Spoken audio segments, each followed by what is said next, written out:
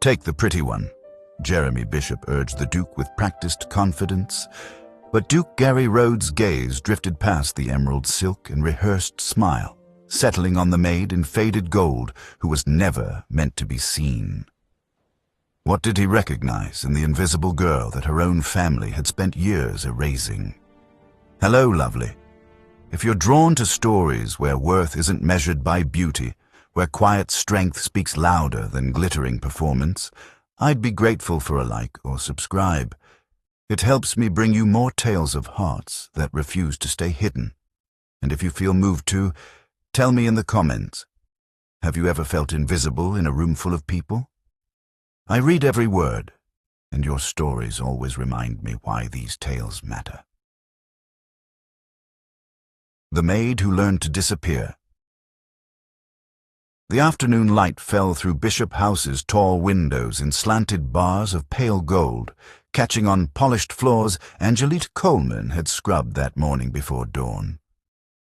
Dust motes drifted through the stillness like secrets too small to matter, suspended in the quiet between the drawing room where she wasn't welcome and the servants' quarters where she didn't quite belong.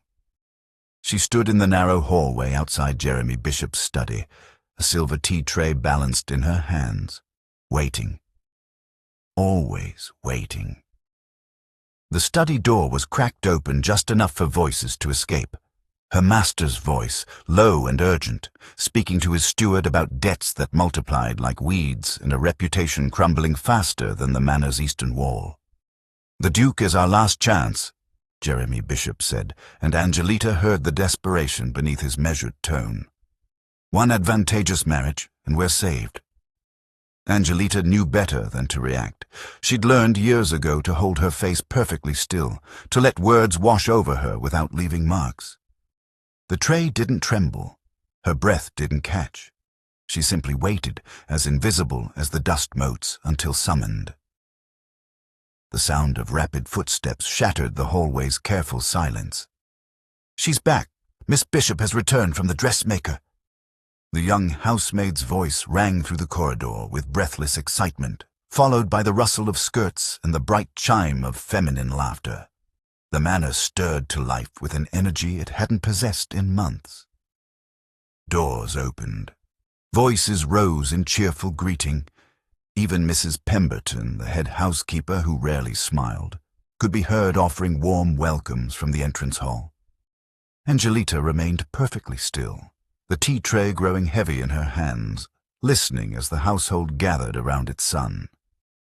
Jeremy Bishop's legitimate daughter, radiant, golden-haired, admired, had returned with packages wrapped in brown paper and stories of London shops where silk cost more than Angelita earned in a year.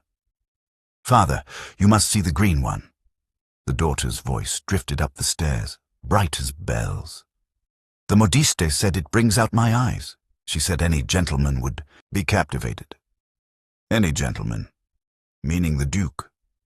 Meaning salvation wrapped in emerald fabric and promises. Angelita stepped back deeper into the shadows as the study door opened and Jeremy Bishop emerged, his face transformed by hope she hadn't seen in years. He strode past her without a glance. She was part of the wallpaper, part of the furniture, and descended the stairs toward the laughter and rustling packages below. She should have followed. Should have delivered the tea before it grew cold. Instead, Angelita stood frozen in the dim hallway, listening to the household celebrate a future that had no space for her in it. Through the study's open door, she could see the corner of Jeremy's desk where letters lay scattered like fallen leaves. One envelope bore an unfamiliar seal, pressed wax the color of midnight, ornate and official. She shouldn't look. Good maids didn't pry. But Angelita had stopped being a good maid the moment she'd learned to read in secret, piecing together words from cast-off primers and newspapers lining drawers. She'd stopped the moment she discovered that invisibility granted access to spaces where truth was spoken carelessly, assuming no one important was listening. She set the tea tray on the hall table and moved soundlessly into the study. The letter lay open, its contents visible in elegant script. Duke Gary Rhodes requests the honor of considering Miss Bishop's hand in marriage. A formal introduction shall be arranged at the season's opening ball. Angelita's fingers hovered over the paper but didn't touch. Below the Duke's letter lay something else, a pamphlet worn at the edges, titled On the Dignity of Labor and the Measure of Human Worth. The author's name was printed at the bottom, G. Rhodes. She'd read it before, months ago, when she'd found it wedged behind books in this very study. She'd memorized passages that spoke of seeing people as they were, not what they could be traded for.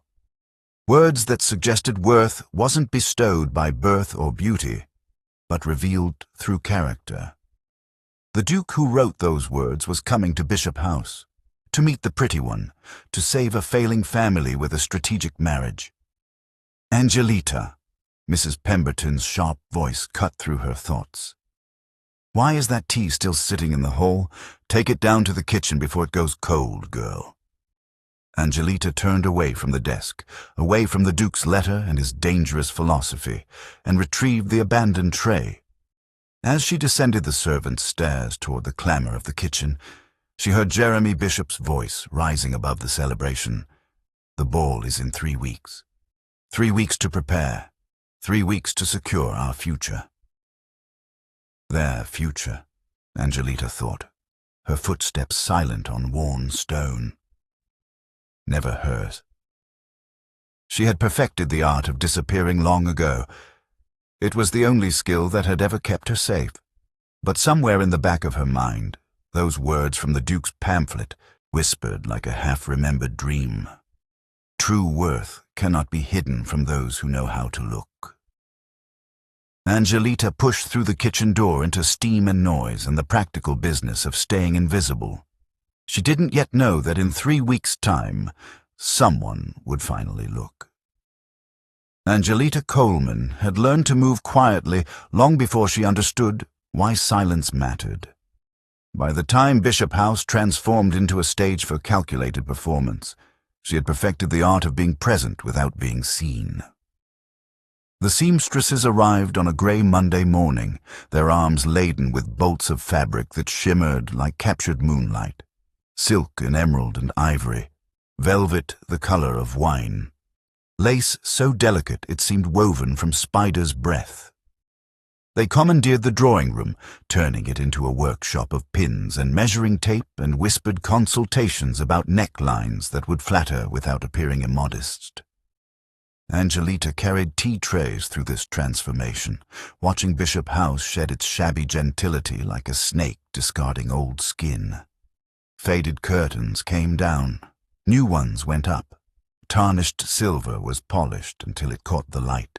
The manor itself was being groomed for inspection, every surface prepared to suggest prosperity that no longer existed.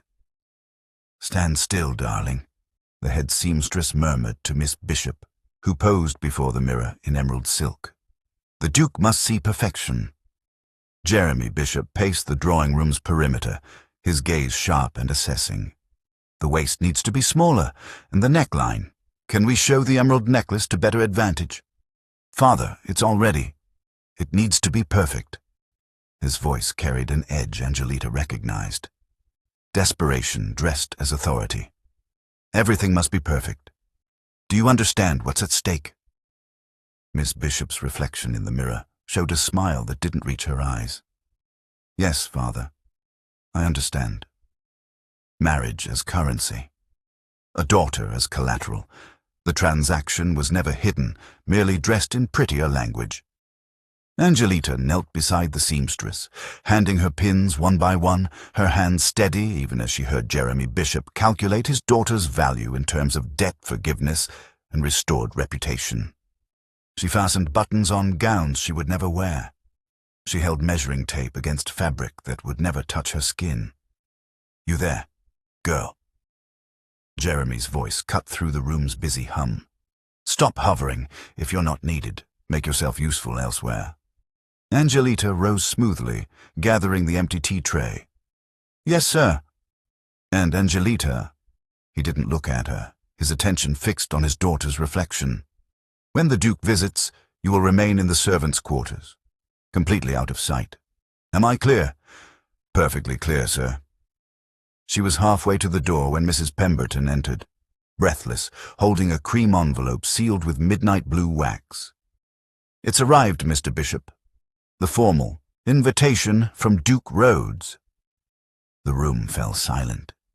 Even the seamstresses paused mid-stitch. Jeremy Bishop took the envelope with hands that trembled slightly. He broke the seal, read quickly, and his expression transformed into something between relief and hunger. 3 weeks, he breathed. The ball is in 3 weeks. Angelita stood frozen in the doorway, the tea tray balanced in her hands, as Jeremy passed the invitation to his daughter. Miss Bishop read it with practiced composure, but Angelita saw her fingers tighten on the paper's edges. "Leave us," Jeremy said absently, waving toward Angelita without looking. "All of you. We need to discuss strategy." The seamstresses gathered their materials. Angelita turned toward the servants' passage, but not before she glimpsed the invitation's elegant script over Miss Bishop's shoulder. "Duke Gary Rhodes requests the pleasure of your company." Her name, of course, appeared nowhere in the careful lettering. She had never expected it would. The study was Angelita's favorite room to clean, though she would never admit why. She arrived before dawn, as she always did, when the house still slept and the corridors held only shadows and silence. The study's tall windows faced east, catching the first pale light that turned leather-bound books into rows of sleeping sentinels. Angelita moved through the familiar routine, dusting shelves, emptying the cold fireplace, polishing the desk's dark wood until it gleamed. It was the desk that held her secrets. Jeremy Bishop was careless with correspondence. Letters lay scattered across the surface, half read and forgotten. Bills stamped with angry red ink. Legal documents he couldn't bring himself to file. And beneath it all, like treasure hidden in plain sight, pamphlets and essays that didn't belong to a failing country gentleman. Angelita's cloth stilled over a slim volume near the desk's edge. The title was embossed in fading gold, "On the Dignity of Labor and the Measure of Human Worth." The author's name beneath, G. Rhodes. She glanced toward the door. Still closed, still silent. Her fingers trembled slightly as she opened the pamphlet, finding the passage she'd memorized weeks ago. "We measure worth by titles and bloodlines, by beauty and bearing, yet these are merely accidents of birth. True worth reveals itself in how one treats those society deems beneath notice, in how one speaks when no audience demands performance." The words struck her the same way they had the first time, like recognition, like being seen by someone who wasn't even in the room. There were other writings. Essays on reform, on education for the poor, on the moral failure of treating human beings as commodities. All signed by the Duke who was coming to Bishop House to inspect his purchased bride like merchandise. Angelita had not always been a maid who stole moments with forbidden books. Once, it felt like a lifetime ago, though barely 10 years had passed, she had sat in the nursery alongside the Bishop children, learning letters from Mrs. Bishop's patient instruction, back when Angelita was still called "dear child" instead of "girl," back when her questions were encouraged rather than punished. Then Mrs. Bishop died, and with her, Angelita's brief claim to personhood. Jeremy had been direct about the change. "You will earn your place here through service, not charity. Put away those books. They'll give you ideas above your station." So she had put them away. But she had never stopped reading. It was dangerous knowledge. A maid who could read philosophy and political treatises was a maid who might question her lot, who might recognize the bars of her cage for what they were, who might understand that the hierarchy keeping her invisible was constructed, not ordained. Angelita closed the pamphlet carefully, returning it to its exact position beneath a stack of unpaid bills. She resumed dusting as if she'd never paused, as if her heart wasn't racing with the weight of knowing too much. The Duke who wrote these words believed people could be seen for what they truly were, but he was still coming to marry the pretty one, still participating in the same transaction he condemned in elegant prose. Words were easy. Living them was different. Angelita folded her cleaning cloth and moved toward the door, casting one last glance at the desk where philosophy gathered dust alongside desperation. He sees what others ignore, she thought, the words barely a whisper in her mind. But only if he ever looked at me. The study door closed softly behind her, sealing away books and dangerous dreams until tomorrow's dawn. The morning of the ball arrived wrapped in frost and pale winter sunlight that made Bishop House's windows gleam like ice. Angelita stood in the servants' hall while Mrs. Pemberton circled her with the critical eye of someone assessing livestock for market. "This will do," the housekeeper said finally, tugging at the plain gown draped over Angelita's frame. "Gold enough to pass for servants' finery, muted enough that you won't draw attention."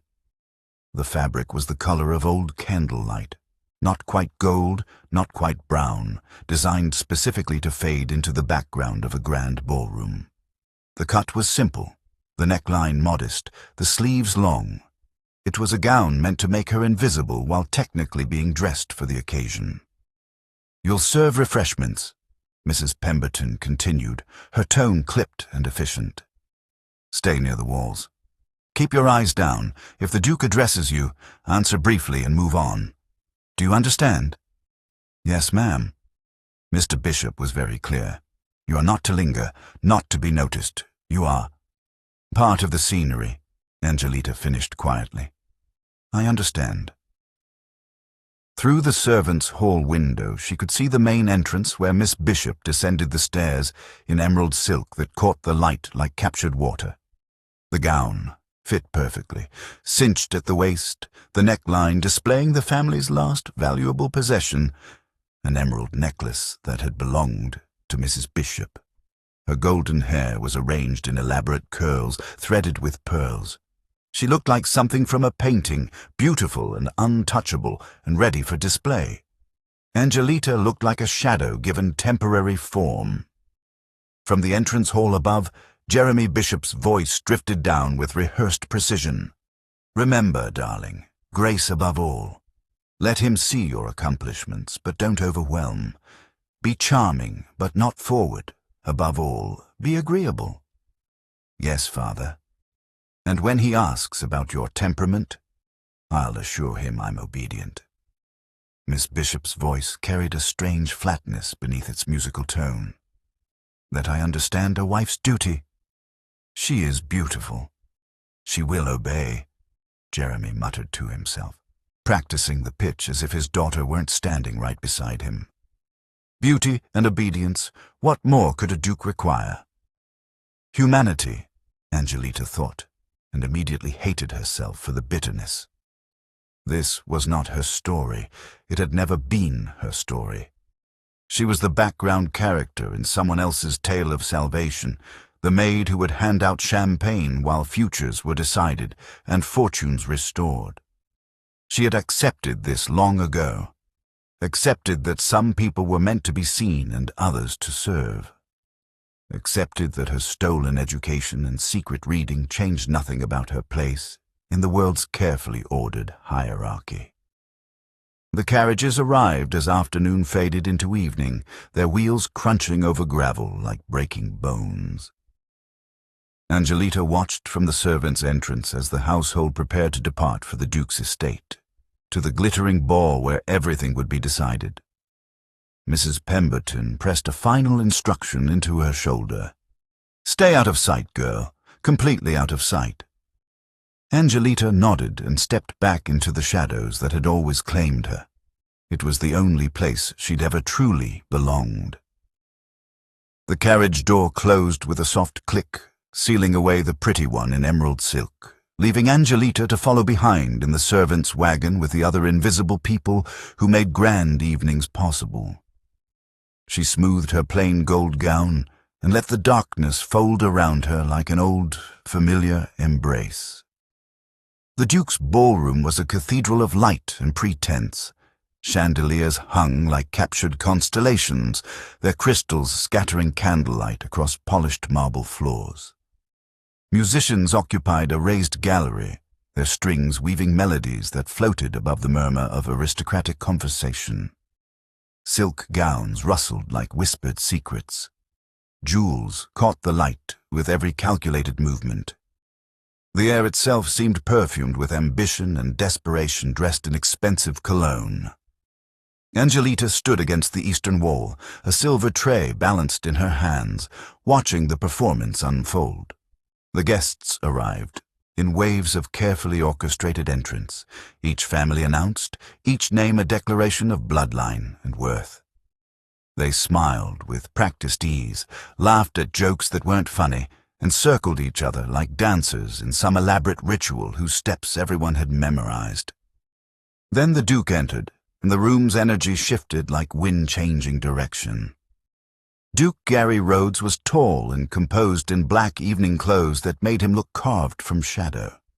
His face was handsome in an austere way, strong jaw, dark eyes that absorbed more than they revealed, expression carefully neutral. He moved through the crowd with the ease of someone accustomed to being watched, acknowledged greetings with polite nods, but there was something detached in his manner, as if he were observing the ball from behind glass. Angelita recognized that detachment. She wore it herself.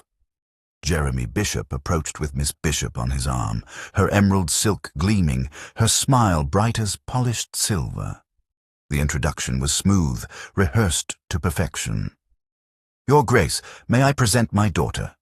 Miss Bishop curtsied with flawless grace. "It's an honor, Your Grace." "The honor is mine."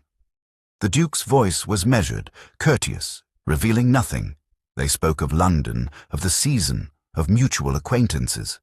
Miss Bishop performed brilliantly, her laughter musical but not excessive, her responses clever but not presumptuous. She was everything a Duke's bride should be. Beautiful, accomplished, appropriately deferential. Angelita refilled champagne glasses and remained invisible. But she watched how Miss Bishop's smile never quite reached her eyes. Watched how Jeremy Bishop hovered at the edges of the conversation like a merchant monitoring valuable merchandise. Watched how other young women in the ballroom tracked the Duke's every movement with barely concealed calculation. And she watched the Duke. His responses were polite but distant. His attention seemed to drift even as he maintained perfect courtesy. Once, his gaze swept across the ballroom as if searching for something more authentic than the performance surrounding him. For one breathless moment, his eyes passed over Angelita. She froze, tray balanced perfectly, posture straight, face carefully blank. He looked away almost immediately, returning his attention to Miss Bishop's description of her watercolor paintings. But something in that brief glance felt different, not dismissive, assessing. Angelita told herself she'd imagined it. The evening progressed through its carefully choreographed stages. Dinner was announced. The crowd shifted toward the dining hall like a glittering tide. Angelita remained at her post, refilling abandoned glasses, clearing away the evidence of excess. Jeremy Bishop appeared at the Duke's elbow as the musicians struck up a waltz. His voice was low, but carried just far enough for Angelita to catch the words. "Your Grace, I hope you found my daughter agreeable. She is, as you can see, exceptionally beautiful. And I can assure you—" He leaned closer, his tone dropping to an intimate murmur. "She will be most obedient. Take the pretty one, and you'll have no regrets." The Duke's expression remained unreadable, but his gaze drifted once more across the ballroom, past the emerald silk and practiced smiles, settling briefly on the Maid in faded gold, standing perfectly still against the eastern wall. The moment stretched like glass about to shatter. Jeremy Bishop stood beside his daughter in the center of the ballroom, surrounded by witnesses dressed in silk and judgment. The musicians had paused between pieces, leaving a silence that felt weighted with expectation. Every eye in the room tracked the Duke's response to what had been, essentially, a formal proposal. "Your Grace," Jeremy said, his voice carrying the careful confidence of a man who believed his merchandise beyond question. "I trust you find my daughter suitable. She's accomplished, beautiful, and, as I've assured you, of exemplary temperament. I would be honored to discuss arrangements at your earliest convenience." Miss Bishop maintained her practiced smile, though her hands trembled slightly against her emerald skirts. The Duke stood perfectly still, his dark eyes fixed on some point beyond Jeremy's shoulder. The silence extended. 1 second. 2. 5. Someone in the crowd coughed softly. Then Duke Gary Rhodes turned his head, and his gaze moved with deliberate precision, past the emerald necklace that caught the candlelight, past the golden curls arranged with such care, past the practiced beauty that had been groomed specifically for this moment. His eyes settled on Angelita.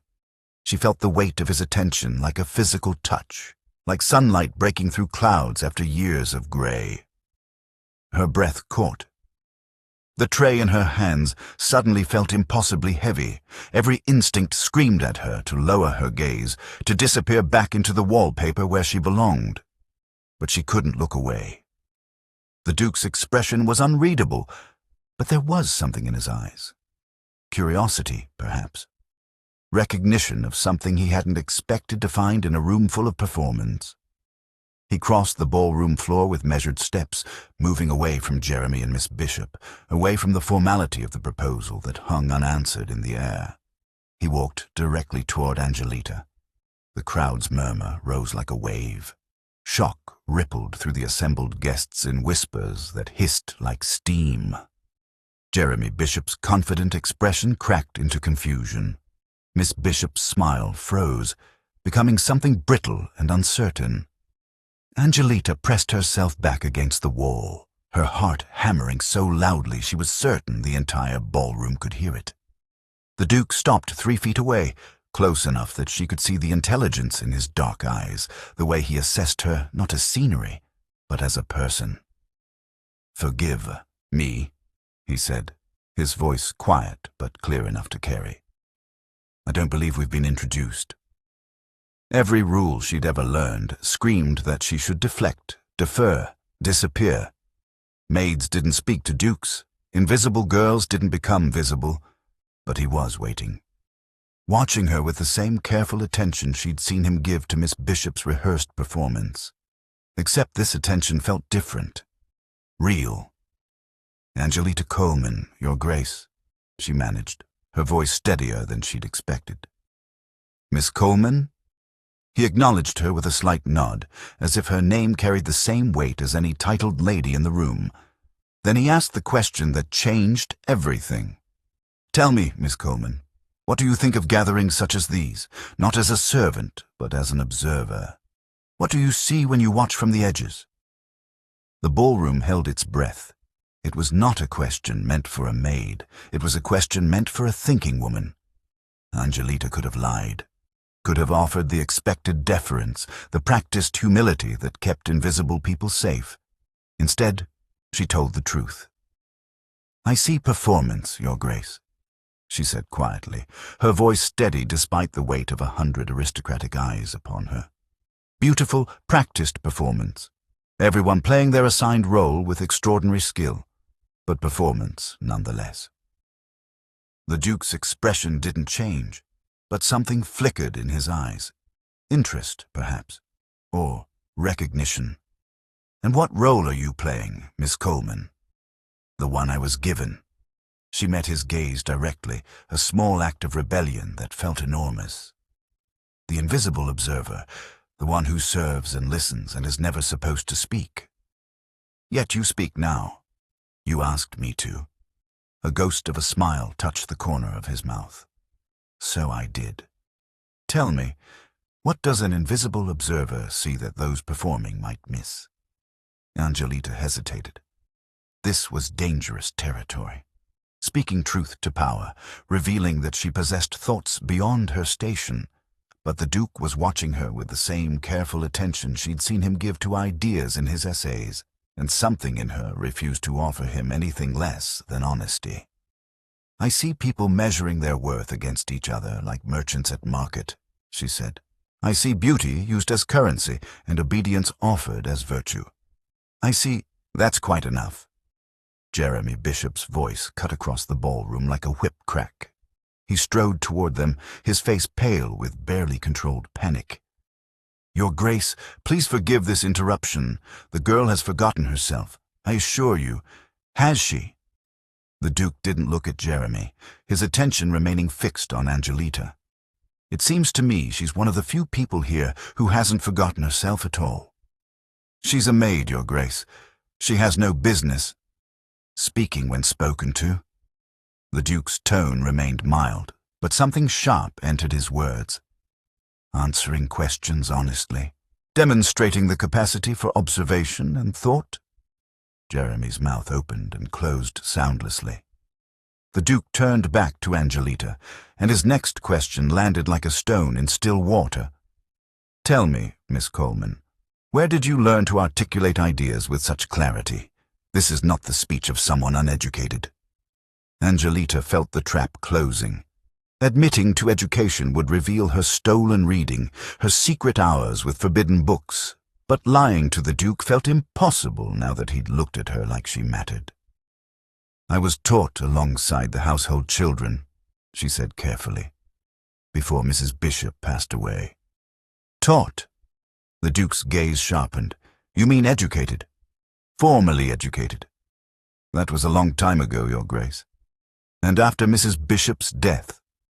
Silence stretched between them, heavy with implications Angelita couldn't voice without destroying what little security she still possessed. The Duke turned to Jeremy Bishop, his expression composed, but his voice carrying an edge that cut through the ballroom's tension like a sharp object. Mr. Bishop, I'm curious. If Miss Coleman was educated alongside your children, raised in your household with learning and care, why exactly is she serving champagne instead of standing beside your daughter as family? Jeremy Bishop's face flushed crimson. His mouth worked, searching for an answer that wouldn't reveal the cruelty of convenience, the casual erasure of a child whose existence had become inconvenient after her protector died. The ballroom waited, and Jeremy Bishop had no answer that wouldn't condemn him. Jeremy Bishop's silence became its own confession. The ballroom held its collective breath as the Duke waited, his question hanging in the perfumed air like an executioner's blade. Around them, aristocratic faces reflected shock, fascination, and the particular hunger of those who sensed scandal unfolding before their eyes. Your Grace, Jeremy finally managed, his voice strained. The girl's circumstances are complicated. Her mother was a companion to my late wife. When both women passed, I took the child in out of Christian charity, but I could hardly raise her as family. The Duke's tone remained measured, but each word landed with devastating precision. You educated her, raised her alongside your own children. Then, when her protector passed away, you demoted her to servant, erased her education as if it had never existed, rendered her invisible. I gave her employment, a roof over her head. You gave her survival in exchange for silence. The Duke's gaze swept across the ballroom, addressing not just Jeremy, but every witness present. You treated a thinking, educated young woman as disposable, as less than human, and you did so because it was convenient. Miss Bishop stood frozen in her emerald silk, her practiced composure crumbling as she watched her father's moral bankruptcy exposed before society's most influential members. Jeremy's face had gone from crimson to ashen. Your Grace, surely you don't mean to... This is hardly the time for truth? The Duke turned back to Angelita, who still stood against the wall, trembling but refusing to lower her gaze. Mr. Bishop, you offered me your daughter. You assured me she was beautiful and obedient, as if those were the only qualities worth possessing. You spoke of her as merchandise to solve your financial troubles. I spoke of an advantageous marriage. You spoke of a transaction. The Duke's voice cut through the protest. And I reject it. The gasps that rippled through the crowd sounded like breaking waves. I reject the premise that worth can be measured by beauty or breeding, the Duke continued, his words carrying to every corner of the stunned ballroom. I reject the notion that obedience is a woman's highest virtue, and I reject absolutely the cruelty of erasing someone's humanity simply because acknowledging it proves inconvenient. Jeremy Bishop swayed slightly, as if the ground beneath his feet had turned to water. His salvation, his carefully constructed plan, was disintegrating before 100 witnesses who would carry this story to every drawing room in the realm. The Duke crossed the remaining distance to Angelita in 3 measured steps. She couldn't move, couldn't breathe. The entire world had narrowed to this moment, this impossible, terrifying, extraordinary moment where everything she'd accepted about her place in the world was being challenged by a man who had the power to change it. "Miss Coleman," the Duke said quietly, though his words somehow carried through the ballroom's electric silence. "I came here tonight expecting to find an acceptable bride selected by others. Instead, I found something far more valuable. Someone real." Tears burned behind Angelita's eyes, but she refused to let them fall. Not here, not in front of these people who had looked through her for years. "I have no fortune, Your Grace," she whispered. "No title. No claim to anything but honesty." "Then you possess the only things that matter." The Duke extended his hand, not in the formal gesture of a man claiming property, but in the open offering of someone presenting a choice. "Miss Coleman, I would be honored if you would consider accepting my suit. Not because I require beauty or obedience, but because I require truth. And you are the only person in this entire glittering room who has offered me that." The ballroom erupted in scandalized whispers.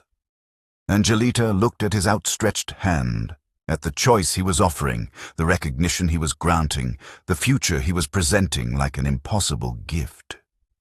Her hand trembled as she reached forward and placed it in his.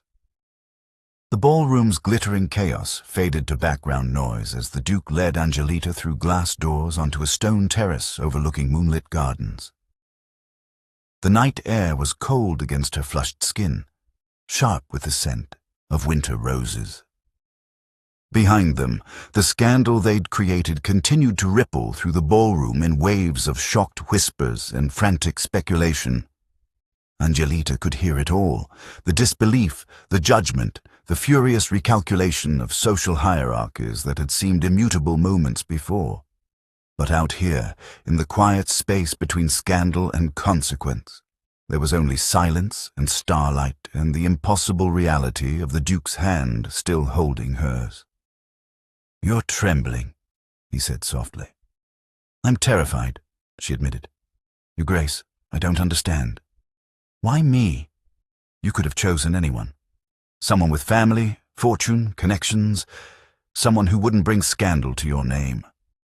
"Gary," he corrected gently, "and I chose you precisely because you bring truth instead of transaction." He released her hand but didn't step away, his dark eyes searching hers with the same careful attention that had first drawn his gaze across a crowded ballroom. "I've spent years watching people perform," he continued. "Every word calculated, every gesture rehearsed, women taught to be ornamental, men trained to see wives as acquisitions. I wrote essays condemning this very system, yet found myself trapped within it, expected to participate in the same marketplace I despised. So I was rebellion." The question escaped before Angelita could stop it, edged with a hurt she couldn't quite hide. "A way to make a point." "No." The word was absolute. "You were recognition." He moved to the terrace railing, gazing out at gardens rendered silver by moonlight. "I watched you tonight, standing so still at the edge of the room, but your eyes absorbed everything. You listened while others performed. You thought while others posed. And when I asked you a question, you answered with honesty instead of flattery. I answered like a maid who forgot her place. You answered like a woman who never lost herself." He turned back to her, and his expression held something raw beneath its composure. "Do you know how rare that is? How precious? Angelita wrapped her arms around herself, still shaking. I'm not precious. I'm not anything. I'm the girl no one saw for years, the inconvenient reminder of charity that became a burden. What if... Her voice cracked. What if you look at me tomorrow and realize you made a terrible mistake? Gary crossed the distance between them in 2 strides. He didn't touch her, but his presence was solid, grounding. Angelita Coleman, you were never invisible to those who mattered. You were only invisible to those who were too small to see you. The tears she'd been fighting finally escaped, tracking silent paths down her cheeks. I read your essays, she whispered. In secret. I wasn't supposed to, but I couldn't help myself. You wrote about seeing people as they truly are, about worth that can't be traded or sold. I memorized every word because they made me feel like maybe I wasn't nothing. You were never nothing. His voice was fierce now, all aristocratic composure burned away by conviction. You survived erasure and still maintained your humanity. You educated yourself in stolen moments. You stood in that ballroom tonight and spoke truth when silence would have been safer. That's not nothing. That's everything. Angelita looked up at him. This duke who'd shattered expectations, who'd rejected beauty and obedience in favor of something far more complicated and real. What happens now? She asked. Now? A small smile touched his lips. Now society adjusts. They'll gossip and judge and eventually accept what they cannot change. And you... He extended his hand again, palm up, an offering rather than a demand. You step forward, not transformed into something you're not, but acknowledged for everything you already are. She placed her hand in his, feeling the warmth of his grip, the steadiness of his conviction. I'm still afraid, she admitted. So am I, he said. Choosing truth over convention is terrifying, but it's the only choice worth making. Through the terrace doors, Angelita could see the ballroom still blazing with light and scandal. Jeremy Bishop stood isolated, his salvation turned to ruin. Miss Bishop had been led away by concerned friends. Aristocratic faces pressed close to windows, watching the impossible scene unfolding in the gardens. Let them watch, Angelita thought. Let them see what they spent years refusing to acknowledge. She stepped forward, not into transformation, but into recognition. Not becoming someone new, but finally being seen as who she'd always been. The maid in faded gold who possessed more worth than all their emerald silk and practiced smiles combined. Gary squeezed her hand gently. Ready to face them? Angelita took a breath, squared her shoulders, and met his gaze with clear eyes. Yes. Together, they walked back into the glittering ballroom where society would have no choice but to adjust, because Angelita Coleman was invisible no more. Dear listeners, thank you for staying with us until the end. If this story moved you, please subscribe, like, comment, and share it with someone close to you. Your support inspires us to keep creating stories filled with love, healing, and unforgettable twists.